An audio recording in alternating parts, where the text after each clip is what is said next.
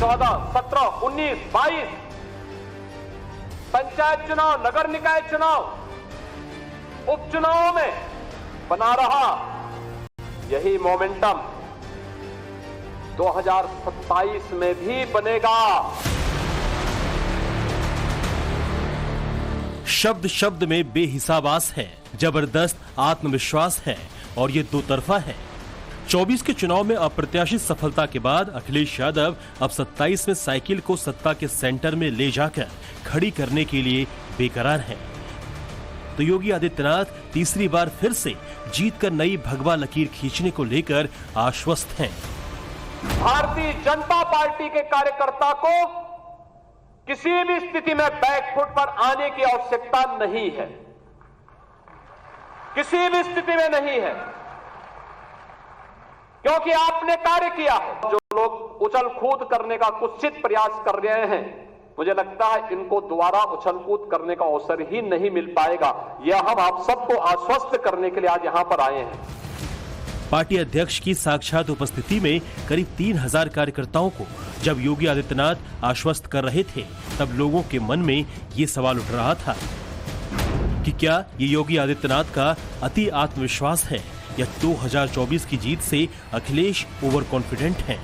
2027 के चुनाव में यूपी किसके साथ खड़ा होगा? राजनीतिक रणनीति की धुरी पर घूमते भविष्य के ये सवाल इसलिए लोगों के मन में है क्योंकि 2024 के चुनाव में अनपेक्षित पराजय के बाद जब पहली बार योगी आदित्यनाथ समूचे सूबे से पहुंचे पदाधिकारी और कार्यकर्ताओं के बीच खड़े थे, वहां दोनों उप मुख्यमंत्री बैठे हुए थे, मोदी के मंत्री थे, पार्टी अध्यक्ष थे, संगठन महामंत्री थे, सांसद विधायक बैठे थे। तब पहली बार हार की विवेचना करते हुए मुख्यमंत्री ने अति आत्मविश्वास का जिक्र किया था।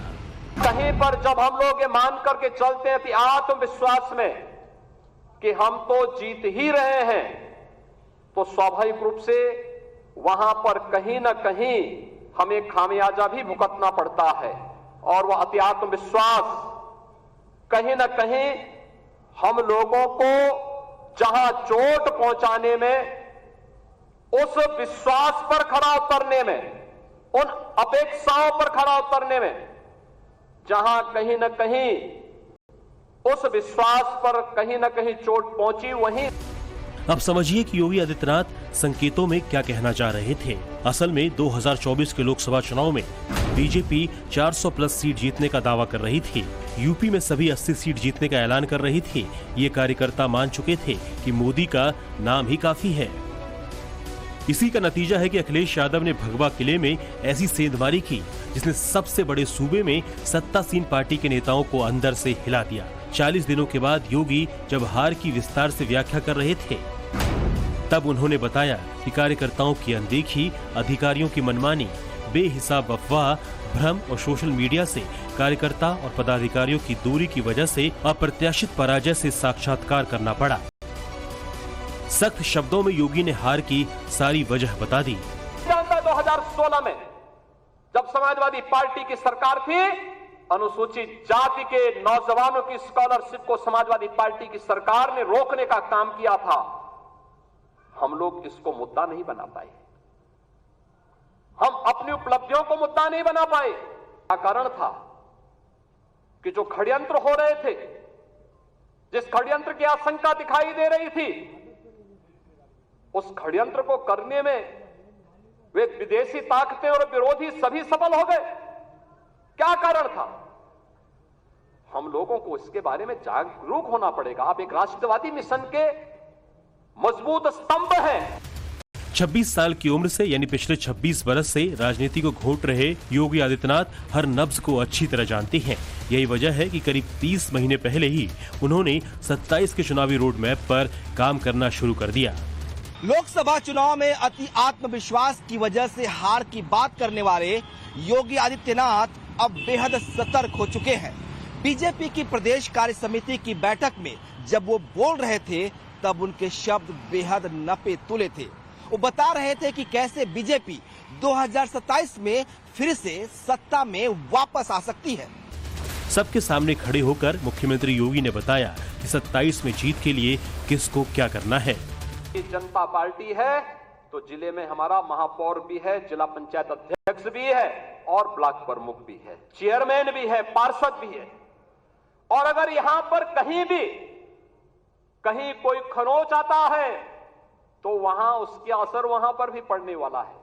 और इसीलिए अभी से इसकी तैयारी में जुटना होगा। एक एक व्यक्ति को जुटना पड़ेगा, ब्लॉक प्रमुख हो या चेयरमैन, महापौर हो या जिला पंचायत अध्यक्ष, विधायक हो या विधान परिषद सदस्य, लोकसभा के हमारे माननीय सांसद हो या फिर राज्यसभा के माननीय सांसद, इन सबको संगठन के साथ बेहतरीन तालमेल बना करके, संगठन जिसको तय करे उसके साथ खड़ा होकर के प्राणपण से जुट करके कमल चुनाव चिन्ह को विजयी बनाने के संकल्प के साथ अगर हम आगे बढ़ेंगे तो आपका भी सम्मान होगा, सर्वत्र सम्मान भी मिलेगा।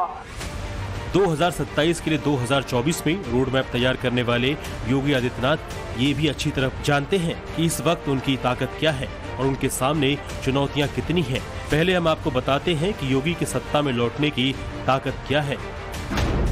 सख्त प्रशासन, कानून व्यवस्था, माफियाओं का अंत, विकास, निवेश और हिंदुत्व वाली इमेज पर उनके समर्थकों को बेहिसाब यकीन है। लेकिन लोकसभा चुनाव के नतीजों के बाद उनके सामने कई चुनौतियां भी हैं। मसलन कार्यकर्ताओं की अनदेखी का सवाल, पार्टी के अंदर से उठ रही आवाज, अधिकारियों की मनमानी, निचले स्तर पर भ्रष्टाचार और पीडीए के जरिए विपक्ष की घेराबंदी। लखनऊ में जब समूचे सूबे के नेता और कार्यकर्ता जुटे थे तब भी कार्यकर्ताओं की अनदेखी का जिक्र हुआ था। जनता के लिए जो सरकार की योजनाएं चल रही है बहुत अच्छा है। इसको कहीं न कहीं सरकार जो अधिकारी बैठे हैं वो धरातल पर ले जाने में नाकाम हैं। गरीब कल्याण की योजनाएं हैं, अगर हम लोग इसकी बात करते हैं कि ये योजनाएं को सही लाभार्थी को नहीं मिल रहा है तो अधिकारी उस पर हम लोग को बेइज्जत करने का काम करते हैं। ये बातें हम लोग निचले स्तर से जो हमारा बूथ का है, पन्ना प्रमुख है और हमारा शक्ति की यहाँ से शुरू होती है, हम लोग तक आती है, हम लोग से शुरू होकर ऊपर तक बताई जाती है। 2027 में क्या लगता है, ऐसी स्थिति रही तो? अगर यही स्थिति रही तो फिर यही रिजल्ट है जो आया है, इससे खराब ही हो सकता है। बाहर मंडल प्रभारी ये फिक्र कर रहे थे। अंदर सरकार के नंबर 2 और योगी के डिप्टी केशव प्रसाद मौर्य पर संगठन और सरकार का जिक्र सवाल उठा रहे थे।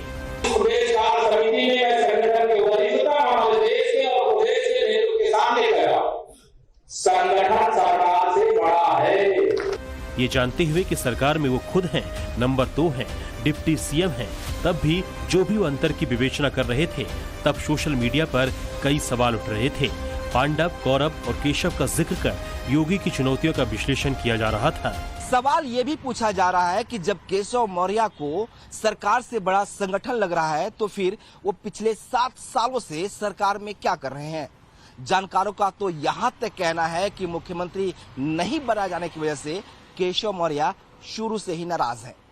योगी आदित्यनाथ ने जब से मुख्यमंत्री पद का पदभार संभाला है तभी से पार्टी में एक लॉबी ऐसी भी है जो योगी के पीछे पड़ गई थी। यही लॉबी लगातार उनके कामकाजों की आलोचना कर रही है। हालांकि मुख्यमंत्री जब बोलने के लिए खड़े हुए तो उन्होंने कार्यकर्ताओं के सम्मान की बात करते हुए 27 की जीत का मंत्र कुछ यूं बताया। 10 के 10 उपचुनावों के लिए तो हमें अभी से तैयारी करनी ही है, लेकिन हमें इस बात का याद रखना, उत्तर प्रदेश को जो नई पहचान बनी है, इस सम्मान को बरकरार रखने के लिए जीत के सिलसिले को फिर से आगे बढ़ाने की आवश्यकता है। जो 14, 17, 19, 22 पंचायत चुनाव, नगर निकाय चुनाव, उपचुनावों में बना रहा यही मोमेंटम 2027 में भी बनेगा। यह हमारा संकल्प आज से होना चाहिए, आज से होना चाहिए, याद रखना। कार्यकर्ताओं की नाराजगी के बीच जब अधिकारियों की मनमानी को लेकर लगातार सवाल उठ रहे हैं तब योगी सरकार ने एक और बड़ा फैसला लिया है। 12 जिलों के जिलाधिकारी बदल दिए गए हैं। पुलिस विभाग में 10 एएसपी का ट्रांसफर हुआ है। सिंचाई विभाग के 49 इंजीनियर्स का तबादला किया गया। यूपी पीसीआर के 339 इंजीनियर बदले गए। पीडब्ल्यूडी के 8 अधिकारियों का ट्रांसफर हुआ और 17 सीएमओ तो बाकायदा सस्पेंड कर दिए गए।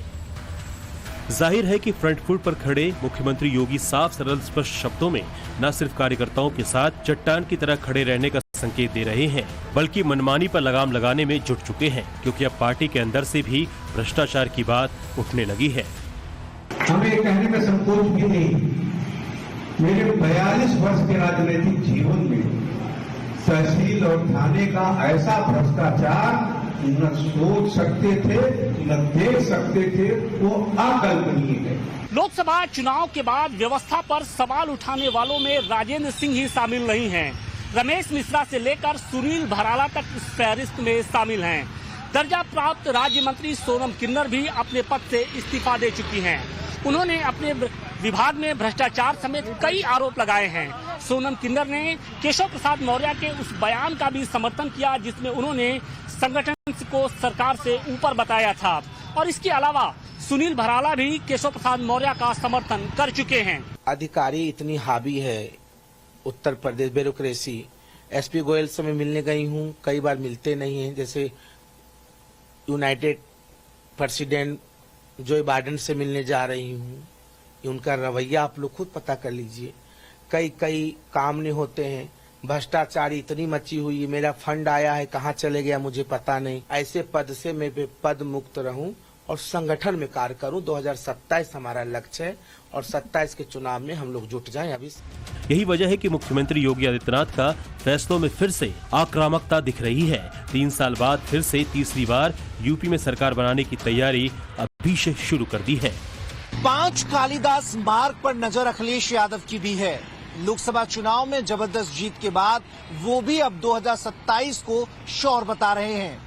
अखिलेश यादव का दावा है कि पीडीए ही बीजेपी के अंदर और बाहर भगदड़ का कारण बन रहा है। भाजपाई खेमे की चिंता सिर्फ यूपी के 2027 के चुनाव हारने की ही नहीं है, बल्कि भविष्य का हर चुनाव हारने की है। 27 में भी इतिहास बनाने का काम करने जा रहे हैं। तो यहीं से सवाल अखिलेश के प्रति आत्मविश्वास को लेकर भी है, क्योंकि 2014 से लेकर 7 चुनाव और उपचुनाव में लगातार हार के बाद समाजवादी पार्टी को इस बार अप्रत्याशित जीत हासिल हुई है। वो भी तब जबकि बीजेपी 80 की 80 सीटें जीतने का दावा कर रही थी। राम लहर की बात हो रही थी, तब अयोध्या जैसी सीट भी अखिलेश छीन ले गए। लेकिन उसके बाद से अखिलेश जिस अंदाज में बातें कर रहे हैं वो उनके ओवर कॉन्फिडेंस से सने सवाल खड़े करता है। लोकतंत्र रक्षक सेनानी आइए, लोकतंत्र रक्षक सेनानी ये खड़े हमारे साथ, अवधेश जी, राजा अयोध्या।